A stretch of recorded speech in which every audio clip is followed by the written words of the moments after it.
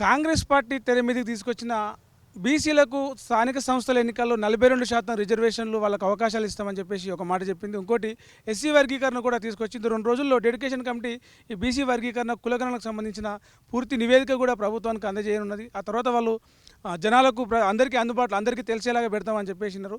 So దీని గురించి మాట్లాడడానికంటే ఈ 42% రిజర్వేషను బీసీలకు ఎంతవరకు ఉపయోగపడుతుంది, యువతకు రాజకీయ పరంగా ఎంతవరకు అవకాశాలు వస్తాయి, ఎస్సీ వర్గీకరణ వల్ల విద్య, ఉపాధి, ఉద్యోగం, రాజకీయ దాని ప్రకారంగా వాళ్ళకి ఎంత వస్తుందని చెప్పేసి మనం మాట్లాడడానికి మనతో పాటు ఉస్మానియా యూనివర్సిటీ ఓయూ విద్యార్థి నాయకులు ఉన్నారు. మనం మాట్లాడి తెలుసుకుందాం. చెప్పండి, ఈ 42% రిజర్వేషన్ అనేది బీసీలకు అవకాశాలు పెంచుతుందా, తగ్గిస్తుందా, దానికి ఎట్లా ఏమంటారు మీరు? నేనేమంటున్నా అంటే కాంగ్రెస్ పార్టీ ఇచ్చినటువంటి ఎన్నికల మేనిఫెస్టోలో ఇచ్చినటువంటి 42% ఇవ్వాలి. ఇవ్వకపోతే రాష్ట్రం అగ్నిగుణం అవుతుంది. ఒకటేం చెప్తున్నా, ఈరోజు కులగణన పేరు చెప్పి ఈరోజు ఈ భారతదేశంలో తెలంగాణ రాష్ట్రమే, ఆంధ్రప్రదేశ్ ఉమ్మడి రాష్ట్రంలోనే కానీ ఈ 50-70 సంవత్సరాల మధ్యలో బీసీలను అనగదొక్కుతున్న పార్టీ ఏదైనా ఉంటే అది కాంగ్రెస్ పార్టీ. ఈరోజు చూడండి, ఎప్పుడైనా కానీ ఏ జనాభానైనా కానీ పెరుగుతుంది కానీ తగ్గుతుందా? అంటే బీసీల జనాభా ఈరోజు ఎస్సీల జనాభా ఏ విధంగా తగ్గుతుంది? ఈ రాష్ట్రంలో ఈ కాంగ్రెస్ పార్టీ ఈ కాంగ్రెస్ పార్టీ నాయకుడైనటువంటి రాహుల్ గాంధీ భారతదేశం మొత్తం పట్టుకొని భారత రాజ్యాంగం పట్టుకొని తిరుగుకుంటా బీసీల కులగణన చేస్తున్నాం, బీసీలకు వాళ్ళ జనాభా ప్రకారం వాళ్ళకు రిజర్వేషన్లు కల్పిస్తామని చెప్తున్నటువంటి ఈ రాహుల్ గాంధీ ఈరోజు ఈ సమగ్ర కులగణనల ఈరోజు మీరు చూడండి, రాష్ట్రంలో ఎక్కడ సంపూర్ణంగా సమగ్ర కులగణన జరగలేదు. ఎందుకంటే వీళ్ళు ఇస్తున్నటువంటి 42% రిజర్వేషన్ను ఈరోజు ప్రతిపక్ష పార్టీలు అయినటువంటి బీఆర్ఎస్ పార్టీ అని ఇంకే పార్టీ అయినా కానీ ఎక్కడెక్కడ ప్రశ్నిస్తూ ఉన్నారు.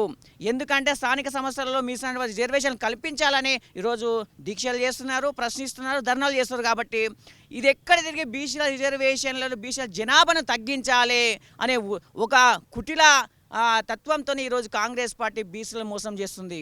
ఈరోజు చూడండి, 2011లో బీసీ జనాభా ఏ విధంగా ఉంది, 2014లో కేసీఆర్ గారు నిర్వహించిన సమగ్ర బీసీల జనాభా ఏ విధంగా ఉంది, ఈరోజు 2024-25 మధ్యలో ఈరోజు కాంగ్రెస్ పార్టీ అంటే 2011-2014లో బీసీ జనాభా పెరుగుతుంది, 2024-25 మధ్యలో వచ్చే బీసీల జనాభా తగ్గుతుందా? అంటే జనాభా ప్రకారం ఇస్తాం 42% అనేది అసలు ఇవ్వడానికి దానికి ఒక రాజ్యాంగ సవరణ చేయాలి, చట్టబద్ధంగా కొన్ని సమస్యలు వచ్చే అవకాశం ఉంది, న్యాయపరంగా చిక్కులు వచ్చే అవకాశం ఉంది. అసలు 42% అమలు అవుతుందని మీరు నమ్ముతున్నారా? నేనేమంటున్నా అంటే ఈరోజు ఆ నమ్మకం లేకనే ఈరోజు ఎవరో ఒకరు కోర్టుల కేసు వేసినా కానీ ఈరోజు ఎందుకంటే రిజర్వేషన్లు ఎంత అమలు చేయాలనేది ఆల్రెడీ ఒక చట్టం ఉన్నది. ఈ అంతకన్నా మించి రిజర్వేషన్లు ఎట్లా కల్పిస్తారో మా క్వశ్చన్ మార్క్. అదే మేమేమంటే ఒకవేళ మా జనాభా ప్రకారం కల్పించాలి అని మేము పోరాడుతూ ఉన్నాము. కల్పించాలి, ఒకవేళ న్యాయబద్ధంగా చిక్కులు వచ్చినా ఏదొచ్చినా కానీ 42% కల్పించాలి. ఇంకోటి ఏం చెప్పాలన్నా, ఈరోజు హయ్యర్ క్యాస్టులనేమో ఇప్పుడు 2014 కుటుంబ సర్వేలనేమో హయ్యర్ క్యాస్టులో 8-9% చూపెడతారు, ఇప్పుడేమో 15% చూపెడతారు. అంటే హయ్యర్ కాస్ట్కేమో పిల్లలు జల్లలు పుడతారు, ఇప్పుడు లోయర్ క్యాస్ట్ బీసీలు ఎస్సీలకు పిల్లలు జల్లలు పుట్టరా? అంటే బీసీల జనాభా రోజుకు తగ్గుతుందా? ఏనా మేము తీవ్రంగా ఖండిస్తున్నాము. మీరు బీసీలను ఎస్సీలను ఈరోజు మోసం చేయడానికి మాత్రమే ఈ కులగణన ఈరోజు అసెంబ్లీలో పెట్టి తూతూ మంత్రంగా అదిగిట్లా చూడండి, తూతూ మంత్రంగా అసెంబ్లీలో పెట్టి బీసీల జనాభా పిల్లలు పుట్టలేరు, వాళ్ళకి జనాభా పెరగలేదు అని ఈరోజు బీసీలను అవమానకరంగా బీసీలను అవమానకరంగా ఈరోజు చేసినటువంటి రేవంత్ రెడ్డి మీరు వెంటనే బీసీ సమాజానికి క్షమాపణ చెప్పాలి బిడ్డ. ఎందుకంటే ఈరోజు ఓసీలు ఒక్కరే ఈరోజు జనాభా పెరగడం అనేది ఎంతవరకు న్యాయము? ఈరోజు మీరేమంటారు దీని గురించి? అంటే బీసీ రిజర్వేషన్ 42% సాధ్యం అవుతుందా? అసలు రాజ్యాంగ పరంగా కొన్ని చిక్కులు వచ్చే అవకాశం ఉండొచ్చు, అసలు అన్ని పార్టీలు దీన్ని అమలు చేసే అవకాశం ఉందంటారా? నేను బీసీలకి 42% స్థానిక సంస్థలు రిజర్వేషన్ కాదు, వాళ్ళకి కావాల్సింది ముఖ్యమంత్రి పీఠం. ఇప్పుడు ఇక్కడైతే ఈ చట్టం కావాలి, ఇట్టం కావాలి. ఒకవేళ నిజంగా రాహుల్ గాంధీకి నిజంగా ప్రేమ ఉంటే బీసీల మీద ఈ ఉమ్మడి ఆంధ్రప్రదేశ్లో ఎప్పుడు కూడా ఒక బీసీ ముఖ్యమంత్రి కాలేదు. ఇప్పుడు చేసే ఆస్కారం మీకున్నది కదా. మీరే చెప్పారు కదా, మా పరిపాలనలో దళితులు, బీసీలు, అణగారిన వర్గాలు మొత్తం ఆగమయ్యారు, మేము కొంచెం తప్పు చేసినామని నువ్వే నిండు పార్లమెంట్లో ఒప్పుకున్నావు కదా. ఇప్పుడు ఆ తప్పును సరిదిద్దుకునే అవకాశం ఇప్పుడు రేవంత్ రెడ్డిని దించు. ఆల్రెడీ ఇప్పుడు సంవత్సరం అయింది కదా, ఇంకా 4 ఏళ్ళు అయినా ఉండాలని గ్యారంటీ ఏమున్నది? నీకు నిజంగా నీకు బీసీలకి న్యాయం చేయాలనుకుంటే, దళితులకు న్యాయం చేయాలనుకుంటే వాళ్ళకి రాజ్యాధికారం అప్పయ్యపు. నువ్వు ఈ రాజ్యాంగం చేత పట్టుకొని రాజ్యాంగాన్ని కూనేసే ఏ కార్యక్రమాలు చేయకుండా నువ్వు ఫస్ట్ వీళ్ళకి బీసీలకి ఈ రాష్ట్ర ముఖ్యమంత్రి పదవిని అప్పచెప్పు. అంటే చట్టసభల్లో ప్రాతినిధ్యం వహించే ఎమ్మెల్యే ఎమ్మెల్సీ ఎంపీ విషయాల్లోనేమో ఈ రిజర్వేషన్ల గురించి మాట్లాడరు, స్థానిక సంస్థల్లోకి వచ్చేసరికి రిజర్వేషన్లు ఇస్తామని చెప్పేసి అంటున్నారు కదా, దాని గురించి ఏమంటారు? ఇది పెద్ద కుట్ర. ఇది ఏంటంటే వీళ్ళని కేవలం బీసీలని స్థానిక సంస్థలనే పరిమితం చేసే పెద్ద కుట్ర ఇది కావాలని కుట్రతోటి ఇక్కడ ఈ పంచాయతీలో పెడితే ఇక్కడే అయిపోతారు, వీళ్ళ యొక్క భావజాలం ఇక్కడికే అయిపోతుంది, వీళ్ళ ఆశయం ఇక్కడికే అయిపోతుంది అనే కుటిల ఉద్దేశంతో ఇప్పుడు కాదు తీసుకొచ్చింది ఇది. కాంశీరామ్ దేశవ్యాప్తంగా బీసీలని చైతన్యపరిచే క్రమంలో వీళ్ళు స్థానిక సంస్థలో రిజర్వేషన్ సిస్టాన్ని తీసుకొని వచ్చారు. వీళ్ళకి కావాల్సిన స్థానిక సంస్థల రిజర్వేషన్ కాదు, రాష్ట్రపతి కావాలి, ఈ దేశానికి ప్రధాని కావాలి, ఈ రాష్ట్రానికి ముఖ్యమంత్రి కావాలి. ఆ విధంగా మేము ఆలోచిస్తున్నాం. కానీ వీళ్ళకి స్థానిక సంస్థల్ని వీళ్ళని కేవలం స్థానిక సంస్థలే పరిమితం చేద్దామన్న కుట్రతోటి కాంగ్రెస్ పార్టీ బీజేపీ పార్టీ ఏకమై, రెండు మన్వాద పార్టీలు ఏకమై చేసిన కుట్రగానే భావిస్తున్నాం. వీళ్ళకి తక్షణమే 42% కాదు, వాళ్ళకున్న జనాభా ప్రకారం ఇది 56% వాళ్ళకి స్థానిక సంస్థలు రిజర్వేషన్ కావాలి. 42% అనేది కుట్ర. వాళ్ళు ఉన్నది 42% కాదు, వాళ్ళు ఉన్నది 56%. అదంతా బోగస్. అంటే ఇప్పుడు అన్ని రాజకీయ పార్టీలు కూడా బీసీ నినాదం ఎత్తుకుంటా ఉన్నాయి, ఎస్సీలకు మేము న్యాయం చేస్తాం, వర్గీకరణ చేస్తామని చెప్పి చెప్తున్నాయి. దాని గురించి ఏమంటారు? ముందుగా ఈ తొలివెలిగి ఛానల్ ఉస్మానియా యూనివర్సిటీ విద్యార్థులకు పక్షాన వచ్చి ఈ సమస్యలు రాష్ట్రంలో జరుగుతున్న నిత్యం ఈ బీసీ కులగణన అలాగే ఎస్సీ వర్గీకరణ మీద చర్చకు దారితీసినందుకు మీకు తొలివెలుగు ఛానల్కు ఉస్మానియా యూనివర్సిటీ విద్యార్థి సంఘాల ప్రత్యేక కృతజ్ఞత తెలియజేస్తూ, ముందుగా రాష్ట్రంలో రేవంత్ రెడ్డి హుటాహుటిన ఈ యొక్క అసెంబ్లీ సాక్షిగా ఇటు బీసీల కులగణనని ఎస్సీల వర్గీకరణ చేసిరు. అది అసలు వాస్తవంగా జనాభా ఎంత ఉంది, మాలమాదిగలది ఎంత ఉంది, బీసీలది ఎంత ఉంది లేకుండా కనీసం ఒక వారం రోజులు సమావేశాలు జరపకుండా వారి యొక్క స్వలాభం కోసం ఆయన సీఎం కుర్చీకి అక్కడ ముళ్ళకంచ కింద గుచ్చుకున్నట్టుంది. మందకృష్ణ భయపెట్టడంతో హఠాహుటిన ఈ యొక్క కులగణన కానీ వర్గీకరణ కానీ షమీ అఖ్తర్ కమిషన్ని అసలు ప్రతిపక్షాలతోటి కానీ పాలక పక్షంలో ఉన్నతోటి పూర్తిగా ఎలాంటి చర్చలు లేకుండా ఒక్క పూటల్ని ఇలా చేయడం పద్ధతి కాదు. అసలు ఏ లెక్కలన ఏ జనాభా లెక్కలను వర్గీకరణ చేస్తావు? 2011 లెక్కలంటే ఇప్పుడు నువ్వు చేసిన కులగణన ఏంది? ఇప్పుడు బీసీల కులగణన తగ్గించి చూపించినావు, దళితులది తగ్గించి చూపించినావు, అగ్రకుల ఆధిపత్య కులాలదే పెరుగుతుందా? ఇది ఎక్కడి న్యాయం? ఇది యావత్ తెలంగాణ ప్రజానీకం అందరు గమనించాలా. కాంగ్రెస్ పార్టీలో ఉన్న మేధావులు కానీ రాజకీయ నాయకులు ప్రజాప్రతినిధులు ఒకసారి బీసీలారా దళిత ఎమ్మెల్యే ప్రజాప్రతినిధులు మీరు ఒకసారి ఆలోచన చేయండి. ఆ పార్టీలో ఉండి కానీ మీరు బానిసలుగా ఉండకండి. ఎందుకంటే అది వాస్తవాలు ఏంది అవాస్తవాలు ఏంది తెలుసుకోండి. ఒకరి మీద మనం నెపం నెట్టడం పద్ధతి కాదు. అసలు వాస్తవంగా కులగణన జరిగిందా, తెలంగాణ రాష్ట్రంలో అందరూ పాల్గొన్నారా లేదా అనేది మళ్ళీ పునరుచ్చరణ చేసుకొని ఇప్పుడు తెలంగాణ రాష్ట్రంలో ఉన్న బీసీల జనాభా మొత్తంగా కుల సంఘాల నాయకులు కూడా ఇప్పుడు చర్చలు కానీ రౌండ్ టేబుల్ సమావేశాలు జరుగుతున్నారు. మళ్ళొకసారి కులగణన మీద చర్చలు చేయాలా, అసలు వాస్తవ కులగణన జరిగిందా లేదా అనేది వాళ్ళు జరిగిన కాపీలను బహిర్గతం చేసి ఈ తెలంగాణ సమాజానికి మీరు బహిర్గతం చేయాలా, లేకపోతే కాంగ్రెస్ పార్టీ దోషిగా నిలబడుతుంది. మీరు ఎంతో ప్రతిష్టాత్మకంగా చేసిరని చెప్పుకుంటారుగా, అవును మీరు ప్రతిష్టాత్మకంగా చేయొచ్చు, మరి దాన్ని బహిర్గతం చేయండి. ఎందుకు భయపడుతుర్రు? చేయండి. ఇప్పటి వరకు ఏ రాజకీయ పార్టీ కావచ్చు, ఏ పార్టీ ప్రభుత్వంలో ఉన్నప్పుడు కావచ్చు, ఈ వర్గీకరణ కానీ ఈ కులగణన కానీ చేయడానికి సాహసించలే. జాతీయ స్థాయిలో కేంద్రంలో బీజేపీ అధికారంలో కూడా దీనికి సాహసించలే. ఇప్పుడు కాంగ్రెస్ ప్రభుత్వం రేవంత్ రెడ్డి చేసింది సాహసం అని చెప్పాలా, స్వార్థం అని చెప్పాలా, మీరేమంటారు? నా పేరు Vijay Nayak, Telangana Democratic Student Forum state ప్రెసిడెంట్ని. ఈరోజు భారతదేశ చరిత్రలోనే బీసీల కులగణన 42% చేసినందుకు రేవంత్ రెడ్డి గారిని మేము స్వాగతిస్తున్నాం. ఈ ప్రతిపక్షాల మాటలు వినొద్దు. ఎందుకంటే దాదాపు ఇప్పుడు స్థానిక సంస్థ ఎన్నికల్లో దాదాపు 25,000 మంది కొత్తగా ఎన్నుకుంటారు, ఎంపీటీసీలు కానీ జడ్పీటీసీలు కానీ. ఇంతవరకు ఇన్ని సంవత్సరాల పార్టీలో దేశ చరిత్రలోనే జరగలేదు. కాబట్టి నాకైతే మా ఉస్మానియా యూనివర్సిటీ విద్యార్థి నాయకుడిగా మేమైతే స్వాగతిస్తున్నాం. అంటే యువతకు రాజకీయాల్లో స్థానిక సంస్థల్లో అవకాశాలు ఇచ్చి వారిని చట్టసభల వరకు రాకుండా అడ్డుకుంటారని చెప్పేసి ఒక వాదన కూడా వినిపిస్తుంది. దాని గురించి మీరేమంటారు? లేదండి, ఇప్పుడు గతంలో కేసీఆర్ ప్రభుత్వం ఉన్నప్పుడు ఎందుకు చేయలేదు? 42% బీసీలోకి ఎందుకు మరి ముందుకు తీసుకురాలేదు? అంతకుముందుకు టీడీపీ ప్రభుత్వం కూడా వాళ్ళు కూడా చేయలేదు. ఇప్పుడు రేవంత్ రెడ్డి చాలా మంచి కులగణన చేసి 42% యువతకు ఛాయిస్ ఇస్తుండు. అది చాలా మంచి పద్ధతే కదా.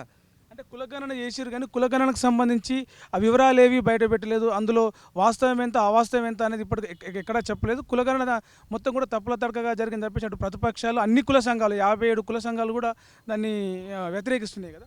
అయితే కొంచెం కులగణనలో దాదాపు కొంచెం ఒక 20 లక్షల మందిని తక్కువ చేసి చూపిస్తారు. దాన్ని కూడా కమిటీ వేసి చర్చించాలి రేవంత్ రెడ్డి గారు. దీని మీద వెంటనే చర్చ జరపాలి. ఎందుకంటే దాదాపు 20 లక్షల మంది బీసీలు చచ్చిపోయి అయింది. 3,70,00,000 మంది యాక్చువల్గా గవర్నమెంట్ రూల్ ప్రకారం 4 కోట్ల మంది చిల్లర ఉన్నారు, కానీ 3,70,00,000 మందే చూపిస్తున్నారు. దీన్ని మాత్రం మేము ఖండిస్తున్నాం. మీరేమంటారు? ఈ వర్గీకరణ, ఎస్సీ వర్గీకరణ కావచ్చు, కులకరణ కావచ్చు, ఇప్పుడు ఇంత అర్జెంటుగా చేయాల్సిన అవసరం అంటారా? దీనికి ఎవరికి అవసరం? నిజంగా జనాలకు అవసరమా, ఇప్పుడున్న పార్టీకి ప్రభుత్వాలకు అవసరమా? వాస్తవంగా వర్గీకరణ అంశం గత 30 ఏండ్లుగా జరుగుతున్న పోరాటం. అది మాదిగలు వాళ్ళ హక్కులు కావచ్చు, రాజ్యాంగబద్ధంగా వాళ్ళకి రావాల్సిన ఫలాలు కావచ్చు, ఇవన్నీ మాదిగలు కోరుకుంటున్న సందర్భం మనం చూసినాం. అయితే ఇక్కడ వర్గీకరణ విషయానికి వచ్చేస్తే, వర్గీకరణ రేవంత్ రెడ్డి సారథ్యంలో జరగడం కూడా ఒక రకంగా ఇవాళ మాదిగలు ఎంతో సంతోష వ్యక్తం చేస్తున్నారు. మాదిగ సోదరులకు నేను ఒకటే విజ్ఞప్తి చేస్తూ ఉన్నా, ఎందుకంటే ఇవాళ మాదిగలు మాలలు విడిపోవటం వల్ల మనం రాజ్యాధికారానికి దూరం అయిపోతాం.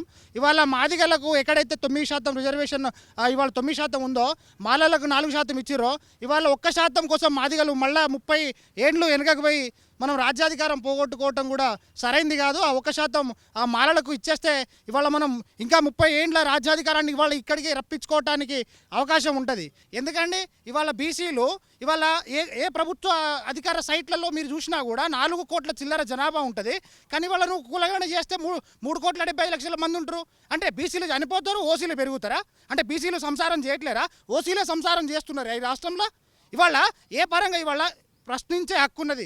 ఆర్టికల్ 19 క్లాస్ 1లో ఇవాళ నిరసన తెలిపే హక్కు ఉన్నదండి. ఏ కాంగ్రెస్ పార్టీ రేవంత్ రెడ్డిని, ఏ కాంగ్రెస్ పార్టీ దీపాదాస్ మున్సిని, ఏ కాంగ్రెస్ పార్టీ బట్టి విక్రమార్కని, ఏ కాంగ్రెస్ పార్టీ మన పొంగులేటి శ్రీనివాస్ రెడ్డిని వ్యతిరేకించలేదే? ఇవాళ అధికారులు తప్పులు తలకగా ఇవాళ కులగణన సరిగ్గా జరగలేదని చెప్పిండు కదా. ఏ విధంగా షోకాజ్ నోటీసులు ఇస్తారు? మీరు బీసీల గొంతులను అణగదొక్కుతున్నారు. అగ్రవర్ణ ఆధిపత్య కులాలు ఇవాళ కాంగ్రెస్ పార్టీలో సమాయత్తమై ఇవాళ సిఎల్పి మీటింగ్ జరిపి ఆయన మీద షోకాజ్ నోటీసులు ఇస్తారా మీరు? ఇవాళ కాంగ్రెస్ పార్టీలో బీసీలు వద్దా? ఇది బీసీల పార్టీ, ఇది గిరిజనుల పార్టీ, ఇది దళితుల పార్టీ, ఇది మైనార్టీల పార్టీ అండి. ఇది ఇవాళ కాంగ్రెస్ పార్టీని కొంతమంది పెత్తందారులు, కొంతమంది బడా పెట్టుబడిదారులు వాళ్ళ గుత్తాధిపత్యంలో పెట్టుకొని ఇవాళ బడుగు బలహీన వర్గాల మీద ఆధిపత్యం చెలాయిస్తూ ఉంటే ఇవాళ యూనివర్సిటీలో ఇవాళ తండాల నుండి, గూడాల నుండి, ఇవాళ పల్లెల నుండి యూనివర్సిటీ దాకా వచ్చి ఇవాళ మేధావులు అవుతూ ఉన్నారు. కానీ మీరు ఏ విధంగా రాజకీయంగా అణగదొక్కదలుచుకున్నారు? ఇవాళ కులగణన అంశాన్ని చూస్తే ఇవాళ ఈ రాష్ట్రంలో 42% ఏదైతే కులగణన రిజర్వేషన్ బీసీలకు కామారెడ్డి డిక్లరేషన్ ఏదైతే ఉందో, దాని ద్వారా 25,000 మంది కొత్త ఎంపీటీసీలు కావచ్చు, జడ్పీటీసీలు కావచ్చు, ఇవాళ ఇవన్నీ రాజ్యాంగబద్ధంగానే జరుగుతూ ఉన్నాయి. ఇవాళ దీంట్లో ప్రశ్నించే మీరు చెప్పినట్టుగా కులగణన 42% అమలు చేయాలంటే రాజ్యాంగ సవరణ చేయాలి, ప్రభుత్వం ఒక చట్టం తేవాలి, దీనికి అన్ని పక్షాలను కూర్చోబెట్టి మాట్లాడాల్సిన అవసరం ఉంది. కానీ అది ఏది చేయకుండా కులగణన చేసి మేము పార్టీ పరంగా ఇస్తామంటారు, మిగతా పార్టీలకు సవాల్ చేస్తున్నారు. కానీ ఒక క్యాష్ గ్రౌండ్ లెవెల్లోకి వచ్చేసరికి అది అమలుకు అసాధ్యం, సాధ్యం కాదు. ఇబ్బందులు చాలా కులాల మధ్య చాలా కుంపటి రగిలించినట్టుగా అవుతుంది అని చెప్పేసి ఒక విమర్శ, ఒక చర్చ కూడా నడుస్తుంది. దాని గురించి ఇవాళ బీసీల కులగణన గురించి ఏ పార్టీ కూడా వ్యతిరేకించట్లేదు. ఇవాళ రాష్ట్రంలో మనం చూస్తూ ఉన్నాం. ఇవాళ బీసీలకు రావాల్సిన హక్కులు ఇవాళ రాజ్యాంగబద్ధంగా డాక్టర్ బాబాసాహెబ్ అంబేద్కర్ కల్పించిన హక్కుల మేరకు వాళ్ళ హక్కులు ఏదైతే కాంగ్రెస్ పార్టీ ఇచ్చిన కామారెడ్డి డిక్లరేషన్ ఉందో దాన్ని అమలు చేసే పరంగా మన రాహుల్ గాంధీ గారు ఏదైతే భారత్ జోడో యాత్రలో ఇవాళ ఎవరికంతనో వాళ్ళకంతా వాటా బీసీలు ఈ దేశానికి రాజ్యం వెళ్ళాలనేసి అన్నారు కదా. ఇవాళ మనము స్థానిక సంస్థలలో ఇప్పటికిప్పుడు చూస్తూ ఉన్నాం. స్థానిక సంస్థల ఎన్నికలలో ఇవాళ మన అధికారం రేపు రాబోయే రోజుల్లో శాసనసభల్లో కానీ రాష్ట్ర ముఖ్యమంత్రి పీఠంలో ఖచ్చితంగా బీసీ అభ్యర్థి ముఖ్యమంత్రిగా అయ్యే అవకాశం ఉన్నదండి. దీన్ని ఎవరు కూడా తప్పుపట్టాల్సిన అవసరం లేదనేసి నా ఆలోచన. అయితే ఇప్పుడు మన దేశంలో చూసుకుంటే ఈ సామాజిక వర్గాలు ఏవైతే ఉన్నాయో, బహుజనులు, దళితులు, బీసీలు అందరూ కూడా ఒక చైతన్యమై ఒక దగ్గరికి సమీకరించబడుతున్నారు. అంటే ఒక సామాజిక ఉద్యమాల ద్వారా కావచ్చు. ఈ క్రమంలో అన్ని పార్టీలు ఈ బీసీ నినాదం ఎత్తుకున్నాయి, ఎస్సీ వర్గీకరణ చేస్తామని చెప్పేసి అంటున్నాయి. అంటే ఇవి పార్టీల స్వార్థం అనుకోవచ్చా, లేక బీసీలను ఈ బహుజన అంటే పెద్ద మొత్తంలో ఎక్కువ స్థాయిలో ఉన్న వీళ్ళందరినీ ఏకం కాకుండా చూడడానికి ఒక అడ్డుకట్ట వేస్తున్నట్టుగా ఈ రిజర్వేషన్లు ఇవన్నీ తెర మీద చేస్తారు అనుకోవచ్చా? నేనేమంటున్నా అంటే ఈ దేశంలో మొత్తం కులగణన జరగాలి మెయిన్గా. ఎందుకంటే ఈ దేశంలో మొత్తంలో కులగణన జరిగితే ఈ దేశంలో బీసీలు ఎంత ఉన్నారు అని ఒక తేలుతుంది. అదేవిధంగా ఈరోజు ఈ రాష్ట్రంలో బీసీలు ఎంతమంది ఉన్నారు ఇప్పుడు చూడండి. ఇప్పుడు 2011-2014 ప్రకారం ఈరోజు ఈ దేశంలో ఎంతమంది చూపెట్టారు? 52% బీసీలు చూపెట్టిండు. అదేవిధంగా ఇప్పుడు ఈయన వచ్చి ఏం చెప్తున్నాడు? 46% చూపెడుతుండు. అంటే అంతకుముందు ముస్లిం కలుపుకొని 61% ఉండే, ఈయన ముస్లిం కలుపుకొని మళ్ళీ ఇది చూపెడుతున్నాడు. అంటే ఈ 10% సపరేట్ చూపెట్టి ముస్లింలు మళ్ళీ ముస్లింల అయ్యా ఓసీ ముస్లింలని మళ్ళీ బీసీ ముస్లింలని వేరియేషన్ చూపెట్టి ఈరోజు బీసీలను చీల్చ కొట్టాలని చూస్తున్నాడు రేవంత్ రెడ్డి. ఎందుకంటే ఒక బీసీలకు చట్టం రావాలంటే పార్లమెంట్లో అయినా కానీ అసెంబ్లీ అయినా ఒక చట్టం తీసుకొచ్చి దానికి ఇప్పుడు ఏమంటే భారత రాజ్యాంగం ప్రకారము ఇంత రిజర్వేషన్ కల్పించాలని ఉన్నది. ఒకవేళ ఎవరైనా కేసు వేస్తే ఇది ఆగిపోతుంది. ఓన్లీ ఏంటంటే బీసీల పేరు చెప్పుకొని ఎన్నికల పబ్బం గడుపుకోవాలనే ఒక స్వార్థ ఉద్దేశంతోనే ఈరోజు కాంగ్రెస్ పార్టీ బీసీ కులగణన కానీ ఎస్సీ కులగణన అనేది తీసుకురావడం. మేము ఏమంటున్నామంటే ఈరోజు ఎస్సీ వర్గీకరణ మేము స్వాగతిస్తున్నాం. బీఆర్ఎస్ పార్టీ వాళ్ళ విద్యార్థి విభాగం తరఫున మేము ఎస్సీ కులగణన చేస్తున్నాం. అదే మందకృష్ణ మాదిగ యొక్క ఉద్యమాన్ని మేము మెచ్చుకోవడం జరుగుతుంది. అది పక్కన పెడితే ఈరోజు బీసీలను అన్యాయం చేస్తున్నారు. మీరు ఒక గుర్తుపెట్టుకోండి, బీసీల యొక్క జనాభాను ఈరోజు చూడండి, కాంగ్రెస్ పార్టీలో బీసీల మంత్రులు ఎంతమంది ఉన్నారు ఒకసారి చూడండి, లెక్క చూసుకోండి. అంటే ఇప్పుడు కాంగ్రెస్ పార్టీ చెప్తున్నట్టు ఏదైతే స్థానిక సంస్థల ఎన్నికల్లో 42% రిజర్వేషన్ ఇస్తాం అంటున్నదో, అంటే యువతకు అంటే చదువుకున్న యువతకి అవకాశం వస్తుందా? అంటే ఎప్పటి నుంచో మేము పార్టీలో ఉన్నాం, సీనియర్లం, మమ్మల్ని ఇచ్చిపెట్టి మేమే సర్పంచ్ అభ్యర్థులుంటాం, మేమే ఎంపీ అభ్యర్థులుంటాం చెప్పేసి కొంత పెద్ద వయసు వారు పోటీకి వచ్చి అడ్డుపడే అవకాశాలు ఉంటాయి. అట్లా దానికి అంటే ఈ 42% వల్ల చదువుకొని ప్రజలకు సమాజానికి ఉపయోగపడాలనే ఆలోచన ఉన్న యువతకు అవకాశం వస్తుందా రాజకీయ పరంగా ఈ స్థానిక సంస్థల ఎన్నికలలో? మీరేమంటారు? ముఖ్యంగా మొన్న జరిగినటువంటి బీసీ కులగణన కానీ లేకపోతే రాష్ట్రంలో జరిగిన కులగణన ఇవన్నీ కూడా ఈరోజు ఆ రిపోర్ట్ చూసినట్లయితే అవన్నీ అవాస్తవాలుగా మనం ఈరోజు కనబడుతుంది.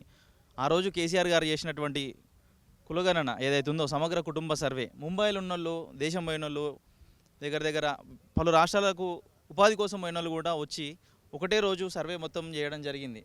ముఖ్యంగా అలాంటి సర్వే ఈ దేశంలో ఇప్పటివరకు ఎవరు చేయలేదు, అదొక హిస్టరీ. సో అట్లాంటి సర్వే చేయకుండా అదపాదర్పా సర్వేలు చేసి ముఖ్యంగా బడుగు బలహీన వర్గాలను తక్కువ చేసి చూపించడం అనేది కూడా మేము ఈ సందర్భంగా ఓయూజేసీ తరపున మేము దీన్ని తీవ్రంగా ఖండిస్తున్నాము.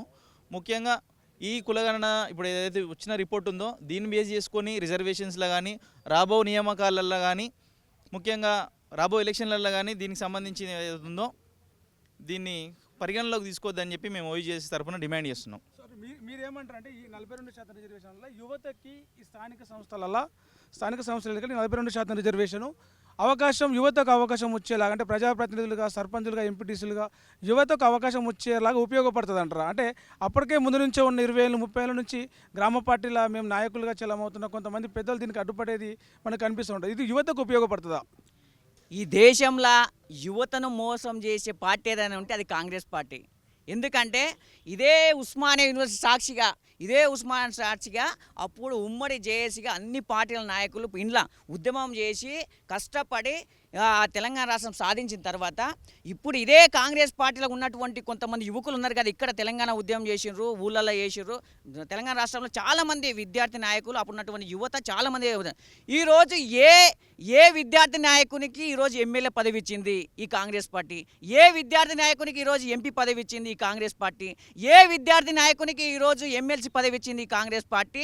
ఏ విద్యార్థి నాయకునికి ఈరోజు కార్పొరేషన్ చైర్మన్ ఇచ్చింది ఈ కాంగ్రెస్ పార్టీ? ఒక్కని పేరని చెప్పగలుగుతుంది ఈ కాంగ్రెస్ పార్టీ? సంవత్సర కాలం అవుతుంది విద్యార్థులను మోసం చేసి అడ్డమైన హామీలు ఇచ్చి అక్కడ కులగన బీసీలకు హామీలు ఇచ్చి, ఎస్సీలకు హామీలు ఇచ్చి, విద్యార్థులకు హామీలు ఇచ్చి మోసం చేసి ఈరోజు పబ్బనెక్కి ఈరోజు పట్టం కట్టిన తర్వాత ఈరోజు ఇదే ఉస్మాన్ సాక్షిగా ఒక్కరి పేరు చెప్పండి, ఒక్కరి పేరు. నేను ఏమంటున్నా అంటే వాళ్ళు విద్యార్థులు గారా, వాళ్ళు ఉద్యమాలు చేయలేరా? ఆ పార్టీ అంటే కాంగ్రెస్ పార్టీ ఈరోజు ప్రభుత్వం ఏర్పడడానికి ఉస్మానియా యూనివర్సిటీ విద్యార్థులు కష్టపడలేరా? ఈ 42% అనేది గ్రామీణ స్థాయిలో స్థానిక సంస్థల్లో యువతకు, విద్యార్థి నాయకులుగా ఉద్యమాలు ఉన్న వాళ్లకు రాజకీయంగా అవకాశాలు వచ్చేందుకు ఉపయోగపడదా? ఉపయోగపడదండి. వీళ్ళు అసలు చెయ్యరండి. కాంగ్రెస్ పార్టీ ముసలిల పార్టీ, అంటే ముసలిల పార్టీ, అది గుర్తుపెట్టుకుని. ఎందుకంటే లాబిస్ట్ పార్టీ. ఇప్పుడు ఇక్కడ ఒక్కని పేరు చెప్తారు, ఆ తెర మీదకి వస్తాక వేరే పేరు ఉంటుంది. ఇంట్లో ముసలోళ్ళు ఆల్రెడీ తిష్ట వేసుకొని కూర్చుండ్రు. ఇప్పటి వరకు ఎవ్వరికి పదవులు రాలేవు ఆల్రెడీ వన్ ఇయర్ కాలంలో. ఇప్పుడు ఇట్లా రావు. ఎవరన్నా ఆశలు పెట్టుకుంటే మాత్రం అడియాశలు అవుతుంది. నేమంటున్నా ఈ తెలంగాణ సమాజంలో ఉన్నటువంటి యువతకు ఒకటే పిలిపిస్తున్నా, ఈ కాంగ్రెస్ పార్టీ మీకు ఎటువంటి రాజకీయ పదవులు ఏది, ఆర్థిక పదవులు ఏది, ఉద్యోగాలు ఏది, ఏమి ఏదరా బాబు, అంత మోసం చేస్తుంది. ఈ కాంగ్రెస్ పార్టీ రాబోయే స్థానిక ఎలక్షన్లనే కానీ రాబోయే ఎలక్షన్లో బొంద పెట్టాలని ఈ యువతకు నేను ఉస్మానియా విద్యార్థిగా మీరేమంటారు అన్న సైదుల్ భాయ్? మీరు చెప్పండి. అంటే ఈ 42% దానివల్ల స్థానిక సంస్థలలో యువతకు ఏమన్నా అవకాశాలు వచ్చే, రాజకీయంగా ఎదిగేది, రాజకీయంగా పోటీ చేసే అవకాశాలు వస్తాయంటారా? ఇప్పుడు మనం చెప్పాలి, కాంగ్రెస్ పార్టీలో అంటే మనం అసలు మన నిజం అయిన దానికే మనకు తెలియదన్నా. ఏళ్ళ నుంచి పాతకపోయిన ముసలోళ్ళు ఆడు ఉంటారు, నేను రానియారు, యూనివర్సిటీలో చదువుకొని వచ్చిన నేను జీరో చూస్తారాడా. అసలు నీకు అవకాశం ఇయ్యారు కాంగ్రెస్ పార్టీలో యువతకు. రేవంత్ రెడ్డి గారు ఇప్పటికైనా మీరు కన్ను తెరిచి కాంగ్రెస్ పార్టీలో రేపు జరగబోయే స్థానిక సంస్థల్లో ఎక్కడ అవకాశం ఉంటే ఇక్కడ యూనివర్సిటీ విద్యార్థి నాయకులకు కానీ, అక్కడ ఉన్న స్థానికంగా నాయకులకు కానీ, ఎన్ఎస్యుఐ నాయకులకు కానీ, వివిధ అనుబంధ పనిచేసే విద్యార్థి నాయకులకు, మీ పార్టీలో సర్పంచులుగా కానీ, వార్డు మెంబర్లు కానీ, ఎంపీటీసీలకు కానీ, జడ్పీటీసీలకు కానీ, జిల్లా పరిషత్ చైర్మన్ కానీ, ఈ కౌన్సిలర్లకు కానీ వివిధ స్థాయిలో అవకాశం కల్పించాలా. లేకపోతే ఇంకా కాంగ్రెస్ పార్టీ ఇంకొక 50 ఏళ్ళు వెనకపోతుంది. కేంద్రంలో చూసిరుగా బీజేపీ పార్టీని ఏం చేయలేకపోతున్నారు. ఒక్కొక్క రాష్ట్రంలో పరిస్థితులు ఉంది. ఢిల్లీలో ఇప్పుడు బీజేపీ వస్తుంది, ప్రతిపక్షం అనుకున్న ఆమ్ ఆద్మీ పోతుంది. అర్థమైంది, సర్వేలన్నీ కూడా బీజేపీ వైపు చూస్తుంది. ఇప్పటికైనా యువతను కాపాడుకోవాలా, యువతకు అవకాశం కల్పించాలా కాంగ్రెస్ పార్టీలో. లేకపోతే తీవ్రంగా నష్టపోతుంది. ఎప్పుడో ఏళ్ళ నుంచి పాతకపోయిన వాళ్ళు నమ్ముకుంటే కాంగ్రెస్ పార్టీ అది రోజు రోజు క్షీణించిపోతుందని మేము తెలియజేస్తున్నాం. అంటే ఎస్సీ వర్గీకరణలో కూడా మాదిగలకు 11% రావాల్సింది 9% ఇచ్చి మిగతా 1% ఇతర ఉపకులాలకు సర్దుబాటు చేసింది. మాదిగలకు అన్యాయం జరిగింది. అంటే మాలలకు కొంత ఎక్కువ మేలు చేసింది. వీళ్ళు ఈ విషయంలో కొంత చక్రం తిప్పిర్రు అని చెప్పేసి ఒక ఎంఆర్పీఎస్ సంబంధించిన మందకృష్ణ మాదిగ మొన్న ఒక ప్రెస్ మీట్లో ఒక కామెంట్ చేసినాడు బలంగా. దాని గురించి ఏమంటారు? నిజంగా ఈ ఎస్సీ వర్గీకరణలో మాదిగలకు అన్యాయం జరిగిందా, మాలలకు ఎక్కువ లాభం జరిగిందా? ఇది ముందుగా 30 ఏళ్ళ పోరాటం మందకృష్ణ ఎలాంటి యొక్క స్వలాభం లేకుండా మాదిగ జాతి కోసం గన ఇన్ని రోజులు పోరాడినందుకు మేము ప్రత్యేక కృతజ్ఞత తెలియజేస్తూ, అలాగే ఇంకొక విషయం ఏంటంటే 30 ఏళ్ళ కన్నా మాలలు మాదిగలను ఎక్కడ పల్లెత్తి మాట మాట్లాడలే. మేము డిసెంబర్ 1న మాలల సింహగర్జన పెట్టుకుంటే మందకృష్ణ మాదిగ మాలలను మనువాదులని, వన్ సైడ్ లవర్లని, సైకోలని వివిధ రకాలుగా ఆయన ఒక ఆక్రోషంతో ఆయన యొక్క అసహనం మాలల మీద ఎల్లగెక్కుతుండు. ఎందుకంటే మేము మాదిగలను ఇన్నేళ్ల నుంచి కన్నా సోదరులుగా మేము భావించినాం. మేము మా జాతి ఐక్యత కోసం, మా యొక్క స్థాయి, మేము ఇంతమంది ఉన్నాం, మా యొక్క యూనిటీ కోసం మేము బహిరంగ సభ పెట్టుకున్నాం. దాన్ని చూసి ఓర్వలేక సమాజంలో ఉన్న రెడ్ల దగ్గరికి, బీసీల దగ్గరికి పోయి మా మాలలను తిట్టిస్తున్నావు. మందకృష్ణ, ఇప్పటికైనా మీరు ఈ వాక్యాలను వెనుక తీసుకోవాలా. ఈ యొక్క యావత్ మాదిగ సమాజంగా మన అసెంబ్లీ సాక్షిగా ప్రకటించిన 9% స్వాగతిస్తున్నారు. మీరు ఇంకా 2% కావాలంటున్నారు. మొత్తం మీరే తీసుకోరన్నా. బీజేపీ వంచనವರು మీరు. మొన్న కాంగ్రెస్కి ఓట్లు వేద్దన్నారు. మీరు బహిరంగంగానే చెప్పారు ప్రెస్ మీట్లల్లో. మొత్తం మీరే తీసుకొని భారత రాజ్యాంగాన్ని కూని చేయాలంటుంది బీజేపీ. రిజర్వేషన్లు ఎత్తివేసి మనువాద రాజ్యాంగాన్ని తీసుకొచ్చి పెట్టాలంటుంది. మనం అది గమనించాలా. ఇప్పటికైనా మాదిగ సోదరులు గమనించేది ఏంటంటే తెలంగాణ రాష్ట్రంలో బీజేపీని పొందబెట్టాలా. లేకపోతే మనకు తీవ్ర నష్టం జరుగుతుంది. రాజ్యాంగం మీద ముప్పేటగా దాడి చేస్తుంది. వాళ్ళు ఉన్న సమస్యలన్నీ ఇక్కడ రుద్దుతురు. చంద్రబాబు నాయుడు శిష్యుడు రేవంత్ రెడ్డి చేపట్టి ఇక్కడ కాంగ్రెస్ పార్టీ చేపట్టి ఇక్కడ వర్గీకరణ మూమెంట్ నడుస్తుంది. అదే ఏపీలో ఎందుకు నడవట్లే, వేరే రాష్ట్రంలో ఎందుకు నడవట్లే? దేశమంతా వర్గీకరణ మూమెంట్ తెలంగాణ ఒకటే ఉంది. ఇక్కడ కాంగ్రెస్ గవర్నమెంట్ ఉంది కాబట్టి రేవంత్ రెడ్డి మీద ఈ కుట్రపూరితంగా ఈ కేంద్ర ప్రభుత్వము మందకృష్ణ మాదిగన్న కలిసి ఒత్తిడి తీసుకొచ్చి ఈరోజు ఈ యొక్క కమిషన్ వేసి ఆగమేఘాల మీద నా సీఎం కుర్చీకి ఏమవుతుంది అన్నట్టు ఆయన ఎవరి యొక్క సూచనలు సలహాలు కన్నా తీసుకోకుండా ముక్కుమ్మడిగా ఈ యొక్క వర్గీకరణ చేయడం జరిగింది. ఈ వర్గీకరణ కన్నా ఇంకేమైనా లోటుపాట్లు ఉంటే మళ్ళీ మేధావులతో చర్చించి ఇంకా ఏమైనా చేర్పులు మార్పులు ఉంటే అందరికీ మంచి ఎలాంటి గొడవలు లేకుండా మాల మాదిగల సోదరులుగా భవిష్యత్తులో రాజ్యాధికార ఉద్యమం వైపు పయనించే విధంగా చూడాలి. కానీ ఈ కొట్లాటలు లేకుండా మనువాదుల వైపులో పోకుండా అందరు కలిసిమెలిసి ఉండేటట్లుగా మేము కోరుకుంటున్నాం. మీరేమంటారు దీని గురించి? అంటే ఈ 42% రిజర్వేషన్లు యువతకు అవకాశాలు ఇస్తే ఎస్సీ వర్గీకరణ చేసిన క్రమంలో కొంత ఒక వర్గాలకు అన్యాయం జరిగింది, ఒక వర్గాలకు ఎక్కువ లాభం జరిగింది అని చెప్పేసి ఒక చర్చ నడుస్తాం. దాని గురించి ఏమంటారు? ఏదైనా రంగంలో యువత లేరు అని అంటే అది రాజకీయ రంగమే నేను అనుకుంటా ఉన్నా. ఎందుకంటే యువత మొత్తం జెండాలు పట్టే కార్యకర్తల మాదిరిగానే ఉన్నారు, కానీ ఎక్కడ కూడా లీడర్లుగా చలామణి కానటువంటి పరిస్థితి, ఒక ప్రజాప్రతినిధిగా కానటువంటి పరిస్థితి. ఎందుకంటే యువత ఇవాళ మనం అంతా కూడా జెండాలు పట్టే బడుగు బలైన వర్గాల వాళ్ళే ఉన్నారు. కాకపోతే నేనేమంటానంటే ఇవాళ ఏ పార్టీ అయినా కానీ, అది టీఆర్ఎస్ కానీ, కాంగ్రెస్ కానీ, ఇవాళ బీజేపీ కానీ, ఇవాళ సిపిఎం కానీ, ఇంకోటి కానీ ఇవాళ యువతకు ప్రాధాన్యత ఇవ్వాలా. రేపు రాబోయే రోజుల్లో యువత యొక్క అవసరం ఎంతో ఉన్నది. ఇవాళ యూనివర్సిటీలలో చదువుకుంటా ఉన్నారు, కానీ యువతను మాత్రం ఎక్కడ కూడా రాజకీయాల్లో ఒక సర్పంచ్ కూడా, ఒక వార్డు మెంబర్ కూడా ఇవాళ పనికి రానట్టు చూస్తూ ఉన్నారు పార్టీలు. ఎందుకంటే వాళ్లకు అవసరం ఉన్న వాళ్ళనే ఒక ఎంపీటీసీగానో సర్పంచ్గానో ఒక జడ్పీటీసీగానో అవకాశం కల్పిస్తున్నారు. కానీ ఇవాళ మేమేమంటా ఉన్నామంటే అన్ని రాజకీయ పార్టీలలో ఇవాళ నియోజకవర్గాలలో ఉన్నటువంటి ఎమ్మెల్యేలకు ఒకటే రిక్వెస్ట్ చేస్తూ ఉన్నాం. ఇవాళ మీ కాన్స్టిట్యున్సీలో ఉన్నటువంటి యువతకు ప్రాధాన్యత ఇవ్వండి, గ్రామాలలో ఉన్నటువంటి యువతకు ప్రాధాన్యత ఇవ్వండి. వాళ్ళు ఇవాళ గ్రామాలను ఏ విధంగా అభివృద్ధి చేస్తారు, మండలాలను ఏ విధంగా అభివృద్ధి చేస్తారు, జిల్లాలను ఏ విధంగా అభివృద్ధి చేస్తారనేసి గమనించాలనేసి ఎమ్మెల్యేలకు నేను రిక్వెస్ట్ చేస్తూ ఉన్నాను. అయితే ఈ రేవంత్ రెడ్డి ప్రభుత్వం అనేది 42% ఇవ్వడంలో యువతకు ఎంకరేజ్ చేసినట్టే కదా. ప్రతిపక్షాల యువతకు కాదు బీసీలకు మెయిన్గా చేసినామని చెప్పి అందులో అన్ని ఈ పార్టీలన్నీ యువతకు అవకాశం ఇస్తాయా అనేది క్వశ్చన్ మార్క్ కదా. దాని గురించి ఏమంటారు? తప్పకుండా ఇస్తుంది, యువతకి ఇవ్వాలనే కదా. ఎక్కడ ఇచ్చిందండి? ఎక్కడ ఉస్మాన్ యూనివర్సిటీ విద్యార్థులకే దిక్కులేదు. ఇలా ఎక్కడ ఇస్తుందండి? ఫస్ట్ ఆ యొక్క పార్టీ కోసం, అధికారం కోసం కష్టపడ్డ వాళ్ళకి ఏమనండి ఉస్మాన్ 10 ఏళ్ళ బీఆర్ఎస్ పార్టీలో అవకాశం కల్పించిందనా? కాంగ్రెస్ లో ఎక్కడ కల్పించింది విద్యార్థులకు? 60 సంవత్సరాల ప్రభుత్వంలో ఏం చేసిందంటే ఏ ప్రభుత్వం చేసింది? బీఆర్ఎస్ ప్రభుత్వం చేసిందా? పార్టీలా ఈ నుంచి 5 మంది కార్పొరేషన్ చైర్మన్లు అయ్యారు, 2 ఎమ్మెల్యేలు అయ్యారు, 1 ఎంపీ అయ్యాడు. ఈరోజు ఉమ్మడి జిల్లాలనే జడ్పీ చైర్మన్లు 10-15 మంది జడ్పీటీసీలు ఉన్నారు. ఈరోజు యువతకు అవకాశం కల్పించిన పార్టీ ఏదంటే అది టీఆర్ఎస్ పార్టీ, బీఆర్ఎస్ పార్టీ. ఈరోజు యువతకు మోసం చేసిన పార్టీ ఏదంటే అది కాంగ్రెస్ పార్టీ. ఈరోజు తెలంగాణ ఉద్యమంలో పనిచేసినటువంటి ఇక్కడ కాంగ్రెస్ పార్టీ నాయకులకు ఈరోజు ఒక జడ్పీటీసీ లేదు, ఒక ఎంపీటీసీ లేదు, ఒక చైర్మన్ లేదు, ఒక ఎమ్మెల్సీ లేదు, ఒక ఎమ్మెల్యే టికెట్ లేదు, ఒక ఎంపీ టికెట్ లేదు, స్వార్థపూరితంగా వాడుకొని ఇడిచిపెట్టారు. ఈరోజు కొత్తగా ఇప్పుడు ఒక నిమిషం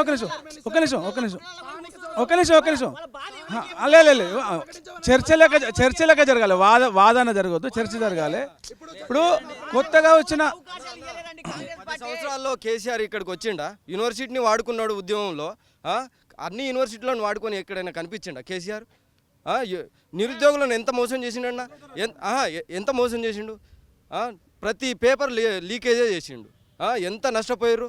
2 లక్షల ఉద్యోగాలు ఇస్తా, మళ్ళీ ఏంది నిరుద్యోగ భృతి ఇస్తా, ఇవన్నీ చెప్పిండు. హామీలు ఏడా నెరవేర్చలే కదా. ఉస్మానియా యూనివర్సిటీ విద్యార్థులు చాలామంది చచ్చిపోతే తెలంగాణ ఉద్యమంలో ఇక్కడికి వచ్చి మాట్లాడిండా ఒక్కసారైనా? 100 years అయినప్పుడు కూడా కనీసం ఇక్కడ రాలేకపోయిండు కేసీఆర్ అనే వ్యక్తి. ఈరోజు మన మిత్రుడు కేసీఆర్ అలాంటాడు 100 years ఉత్సవాలకు ఇక్కడ 200 కోట్లు కేటాయించి ఈరోజు వీడికి రావడం జరిగింది. మనోడు ఎక్కడో నాకు తెలియదు. కానీ నేను ఏమంటున్నా అంటే ఈరోజు విద్యార్థుల పక్షాన ఉన్న పార్టీ టీఆర్ఎస్ పార్టీ, విద్యార్థులకు ఉద్యోగాలు ఇప్పిన పార్టీ టీఆర్ఎస్ పార్టీ. ఈరోజు ఈ కాంగ్రెస్ పార్టీ ఈ మేనిఫెస్టోలు ఇచ్చి ఏమన్నా సంవత్సరానికి 2 లక్షలు అంటే ఇది 2 పార్టీలకు సంబంధించిన ఒక నిమిషం, ఇది పార్టీలకు సంబంధించినది, పార్టీల విమర్శలు చేసుకోవడానికి సంబంధించిన చర్చ కాదు. ఈ 42% రిజర్వేషన్లు ఎస్సీ వర్గీకరణకు చట్టబద్ధత ఎంత, దాంట్లో యువతకు అవకాశాలు ఎంత వస్తాయి అనే దాని మీద మనం మాట్లాడడానికి వచ్చినాం. కంప్లీట్గా ఇది పొలిటికల్ వైపు, రాజకీయాల వైపు మాట్లాడుతున్నారు. రేవంత్ రెడ్డి, కేసీఆర్, బండి సంజయ్, కిషన్ రెడ్డి వీళ్ళ వైపు కాకుండా మన సబ్జెక్ట్ గురించి మాట్లాడుకుంటే మంచిగా ఉంటుంది. మీరు ఏమంటారు చెప్పండి? అంటే ఈ రిజర్వేషన్ల వల్ల, ఎస్సీ వర్గీకరణ వల్ల యువతకు ఎంత అవకాశాలు వస్తాయి? ఎస్సీ వర్గీకరణలో కొంత అన్యాయం జరిగింది, ఒకరికి ఎక్కువైంది, ఒకరికి తక్కువైంది అన్నారు కదా, దాని గురించి ఏమంటారు? ఎస్సీ వర్గీకరణ ముఖ్యంగా 30 ఏళ్ల పోరాటం, దగ్గర 30 ఏళ్ల పోరాటం, 70 ఏళ్ల స్వతంత్ర భారతదేశంలో ఇప్పటి వరకు రిజర్వేషన్ల గురించి కొట్లాడి తీసుకొచ్చిన ఆయన అంబేద్కర్.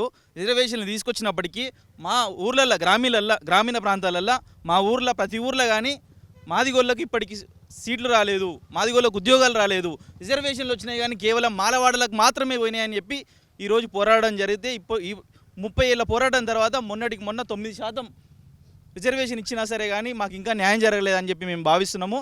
15 లక్షలు ఉన్న వారికి మాల ప్రజలకు ఈరోజు 5% ఇవ్వడం జరిగింది. మరి 32 లక్షల మంది ఉన్న మాకు ఈరోజు దగ్గర మాకు 12%, 11% రిజర్వేషన్లు మాకు కూడా జనాభా దామాష ప్రకారం జరగాలి. ముఖ్యంగా ఇక్కడ అన్యాయం జరిగిందని చెప్పి మేము ఈ సందర్భంగా భావిస్తున్నాము. రేవంత్ రెడ్డి గారు మీ మీద ప్రెజర్ పెట్టిన అంత వాస్తవము. మందకృష్ణ మాదిగ గారు చేసిన పోరాటము ఇవన్నిటి వల్ల రిజర్వేషన్ మీరు చట్టబద్ధత తీసుకురావడం జరుగుతుంది. మొన్ననే బిల్లు పాస్ చేయడం జరిగింది. కానీ అయినా సరే మాదిగలకు అన్యాయం జరిగింది, వర్గీకరణ అన్యాయం జరిగింది. సో మళ్ళీ ఇంకోసారి పునరాలోచించి 1% లేకపోతే 2% పెంచి 11% కానీ 12% కానీ చేసి మాదిగలకు న్యాయం చేయాలని చెప్పి మళ్ళీ ఇంకోసారి ఆలోచించాలని చెప్పి మేము ఈ సందర్భంగా గుర్తు చేసుకుంటున్నాము. అలాగే మొన్న జరిగినటువంటి ఈ మాలలు ఎవరైతే, ఈ మాల సంఘాలు ఏవైతే మొన్న జరిగినటువంటి ఆ పోరాటం ఏదైతే ఉందో, ముందుగా మాలలు మాత్రమే ఆ రోజు క్రాస్ చేయడం జరిగింది, లిమిట్ క్రాస్ చేయడం జరిగింది, అగౌరవంగా మాట్లాడడం జరిగింది. కానీ ఇప్పటి వరకు మా మందకృష్ణ మాదిగ గారైతే ఏదైతే నేర్పిన డిసిప్లిన్ ఉందో దాన్ని ఎప్పటి వరకు మేము క్రాస్ చేయలేదు. ముఖ్యంగా ఆంధ్ర ప్రజలు ఎవరైతే ఎవరెవరో రాజేష్ అంట, ఆయనంట మహాసేన రాజేష్ అంట, వీళ్ళందరూ వచ్చి అనేక రకాలుగా అసలు ఒక హద్దు లేకుండా మితిమీరి మాట్లాడిర్రు. కాకపోతే మేము మాట్లాడలేదు, మా డిసిప్లిన్ కాదు, రాజ్యాంగబద్ధంగానే మాట్లాడినాము. సో కాబట్టి మాలల్లారా ఇప్పటికైనా సరే కళ్ళు తెరుచుకోండి, ఇప్పటికైనా సరే మళ్ళీ మీరు ఎక్కువనే తింటుర్రు, అయినా సరే మేము ఏడుస్తలేం మీ మీద. కాబట్టి కొంచెం ఆలోచించి మాట్లాడాల్సిందిగా మేము ఈ సందర్భంగా విజ్ఞప్తి చేస్తున్నాం. ఈ వర్గీకరణ విషయంలో మీరేం చెప్తారంటే మీ ఆలోచన, మీ అభిప్రాయం? నేనేమంటున్నా ఇప్పుడు మా టీఆర్ఎస్ పార్టీ పక్షాన ఈరోజు అసెంబ్లీలో ఆ బిల్లును పాస్ పెట్టి ఈరోజు బిల్లులు పెట్టి వర్గీకరణ తేవాలని ఆ రోజు నరేంద్ర మోడీ గారికి తీసుకుపోయినటువంటి వ్యక్తి ఎవరంటే అది కేసీఆర్ గారు. ఈరోజు వర్గీకరణని ఈరోజు ఆ రోజు అయితే తెలంగాణ ఉద్యమం కోసం ఏ విధంగా కేసీఆర్ గారు అయితే ఏ విధంగా పోరాడిండో అదేవిధంగా వర్గీకరణ కోసం 30 సంవత్సరాల ఈరోజు మందకృష్ణ మాదిగ గారు పోరాడాడు. ఆ వర్గీకరణ ఉద్యమం సాధించడం, మేము ఆ వర్గీకరణ జరగడం మేము బీఆర్ఎస్ పార్టీ తరఫున ఈరోజు స్వాగతిస్తున్నాము. కాబట్టి మందకృష్ణ గారికి అదేవిధంగా అమరులకు కూడా మేము ఏమంటారు ధన్యవాదాలు తెలియజేస్తున్నాం, వాళ్ళకు కృతజ్ఞత చేసి తెలంగాణలో స్వాగతిస్తున్నాం. ఈరోజు వర్గీకరణ కంప్లీట్ అయిన తర్వాతకి మరి బీఆర్ఎస్ పార్టీ ఈరోజు మాదిగల్ని హక్కును చేర్చుకుంటుంది.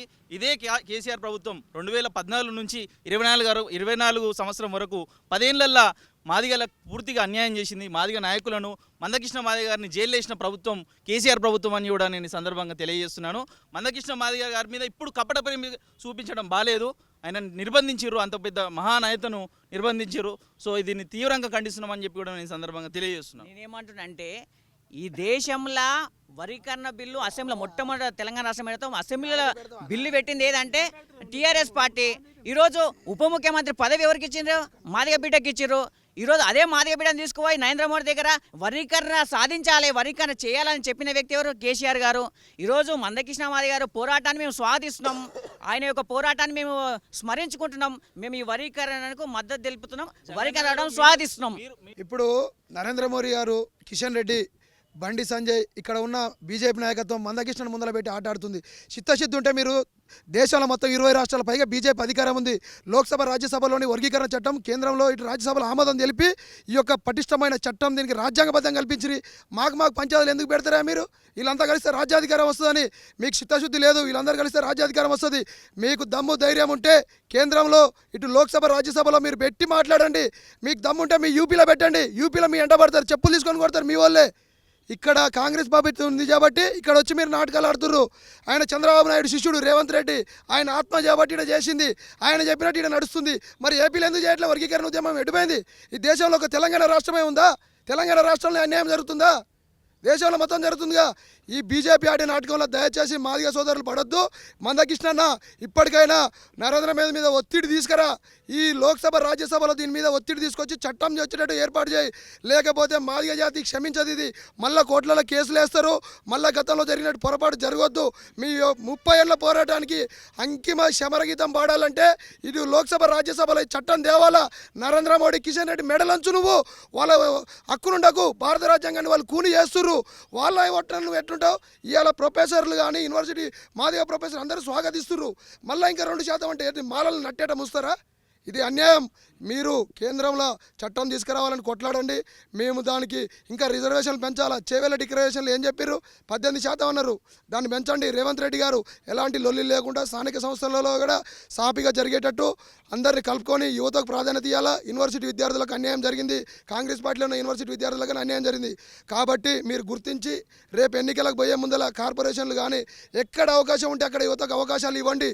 అంటే ఈ 42% బీసీ రిజర్వేషన్లలో ఒకవేళ అమల్లో అయితే కనుక, అమల్లోకి వస్తే దానికి చట్టబద్ధత వస్తే గ్రామీణ స్థానిక సంస్థల్లో యువతకు ఎక్కువ అవకాశాలు ఇస్తే రాజకీయాలు గ్రామీణ ప్రాంతాల్లో స్థానిక సంస్థలుగా అభివృద్ధి జరుగుతుంది. యువత రాజకీయాల్లోకి రావడానికి అవకాశం ఉంటుందని చెప్పి చెప్తా ఉన్నారు. ఎస్సీ వర్గీకరణ విషయంలో కూడా వారి యొక్క అభిప్రాయాలు చెప్పినారు. అంటే మొత్తం ఒక తెలంగాణలోనే కాదు, కులగణన కానీ ఎస్సీ వర్గీకరణ కానీ దేశం మొత్తం చేయాలని చెప్పేసి ఇలా ఓయూ విద్యార్థి నాయకులు, విద్యార్థి సంఘాల నాయకులు, ఓయూ విద్యార్థులు డిమాండ్ చేస్తూ ఉన్నారు. కెమెరామెన్ సతీష్తో ప్రవీణ్ సుంకరి, తొలి వెలుగు, హైదరాబాద్. ప్రపంచంలో ఏ మూల ఏ క్షణం ఏం జరుగుతుందో వేగంగా తెలుసుకోవడానికి తొలి వెలుగు వాట్సాప్ ఛానల్ని ఫాలో చేయండి.